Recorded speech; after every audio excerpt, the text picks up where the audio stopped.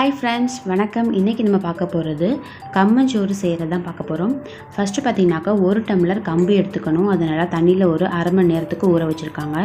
ஊற வச்சதுக்கப்புறமா நல்லா மிக்ஸியில் அரைச்சி எடுத்துக்கலாம். இது நீங்கள் குருணையாகவும் அரைச்சிக்கலாம், இல்லை நைஸாகவும் அரைச்சிக்கலாம். நமக்கு எப்படி வேணுமோ அந்த மாதிரி தான். நாங்கள் கொஞ்சம் குறைன்னு இருக்க மாதிரி தான் அரைச்சிக்க போகிறோம். இப்போ ஃபஸ்ட்டு அரைச்சாச்சு. இப்போ பாருங்கள், அரைச்சி எடுத்து வச்சுருக்கோம். இந்த சைட் பார்த்திங்கனாக்கா தண்ணி நல்லா கொதிக்க வச்சுக்கணும். ஸ்டவ்வில் தண்ணி பாருங்கள் சூடாகிட்டே இருக்குது. இது நல்லா கொதித்ததுக்கப்புறமா நம்ம அரைச்சி வச்சுருக்க கம்பை அதோடு சேர்த்துக்கணும். இப்போ சேர்த்துட்டு நல்லா மிக்ஸ் பண்ணி விடணும். எந்த கட்டியும் இல்லாத மாதிரி நல்லா கரைச்சி விட்டுக்கோங்க. ரொம்பவே சிம்பிளாக ரொம்ப குயிக்காக செஞ்சிடலாம். அதே போல் பார்த்திங்கனாக்கா ரொம்ப சத்து உடம்புக்கு.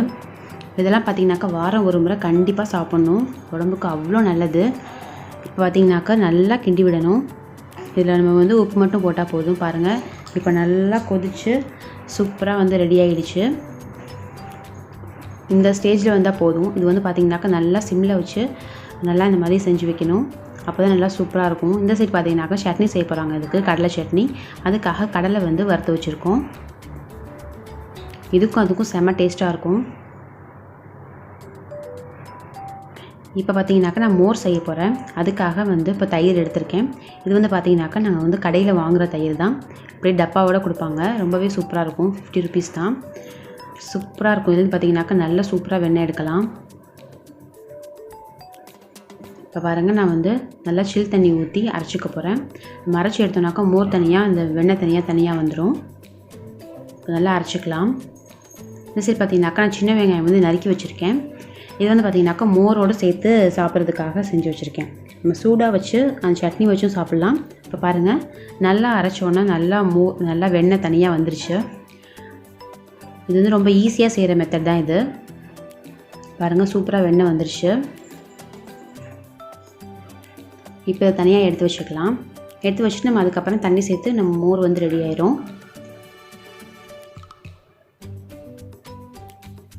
இப்போ நான் கம்பு கொஞ்சம் எடுத்து ஆற வச்சுருக்கேன் கம்மஞ்சோரை. அதோடு வெங்காயம் சேர்த்துக்க போகிறேன். வெங்காயம் சேர்த்துட்டு மோர் சேர்த்துக்க போகிறேன். அவ்வளோதான். இதில் கொஞ்சம் உப்பு சேர்த்துக்கணும். சூப்பராக இருக்கும் இந்த கூழ் குடிக்கிறதுக்கு. கம்மங்கூழ் அவ்வளோ டேஸ்ட்டாக இருக்கும். இது பார்த்திங்கனாக்கா அவ்வளோ இந்த உடம்பு சூடு அதெல்லாம் போயிடும். உடம்புக்கு அவ்வளோ ஒரு சத்து. செம்ம டேஸ்டியான கம்மங்கூழ் ரெடி ஆகிடுச்சு இந்த சைடு. இப்போ நாங்கள் எல்லோரும் குடிக்க போகிறோம். கொஞ்சம் சூடாக வச்சு சாப்பிடுவோம். அப்புறம் குழந்தைங்களுக்குலாம் நம்ம அந்த கம்மஞ்சோரை வச்சு நல்லா சக்கரை போட்டு கூட கொடுக்கலாம். ரொம்ப சூப்பராக இருக்கும். இப்போ நாங்கள் மோர் சேர்த்து நான் கம்மங்கூழ் குடிக்க போகிறேன். அதுக்காக ஊற்றிட்டுருக்கேன்.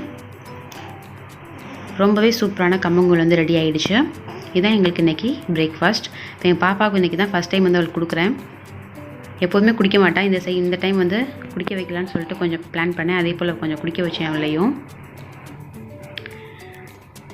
அவ்வளோதான். சூப்பரான ஒரு ஹெல்த்தியான ஒரு பிரேக்ஃபாஸ்ட் நாங்கள் சாப்பிட்டு முடித்தோம். இந்த வீடியோ பிடிச்சிருக்கு அப்படின்னாக்கா லைக் பண்ணுங்கள், ஷேர் பண்ணுங்கள், மறக்காமல் என்னோடய சேனலை சப்ஸ்கிரைப் பண்ணுங்கள். தேங்க்ஸ் ஃபார் வாட்சிங்.